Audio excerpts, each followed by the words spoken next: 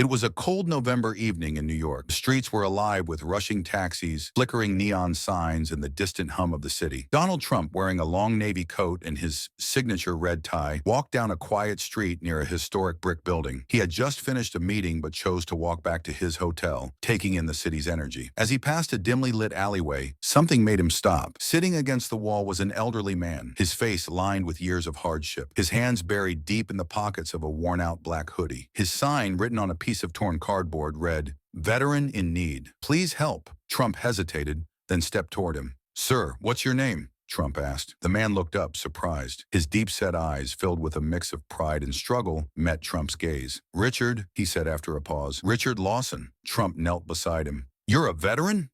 Richard nodded. "Served 14 years in the Marines?"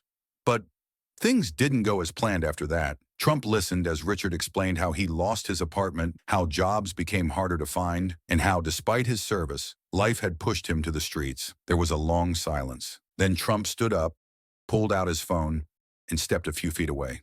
"Margaret," he said to his assistant, "find the nearest hotel with availability and call a doctor. Make it urgent." Moments later, Trump returned to Richard. "Stay here," he said. "Going to fix this." A sleek black SUV pulled up moments later. The driver, well-dressed and professional, stepped out and held the door open. Richard hesitated. "Why are you doing this?" he asked. "You don't even know me." Trump met his gaze. "Because someone should have done it a long time ago."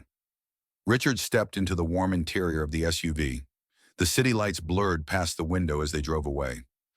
At the hotel, the staff, already informed, treated Richard like a VIP.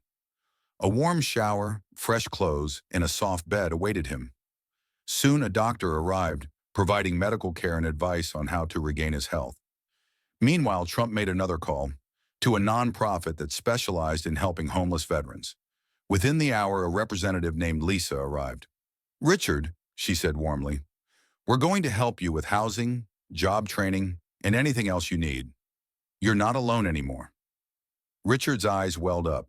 He looked at Trump, struggling to find words. Trump simply smiled. "You don't need to thank me," he said. "You earned this a long time ago."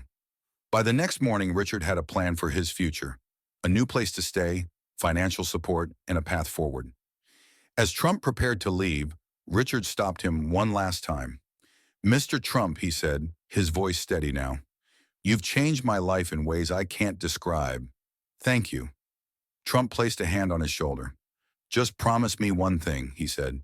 "Pay it forward someday." Richard nodded, determination in his eyes. "I will."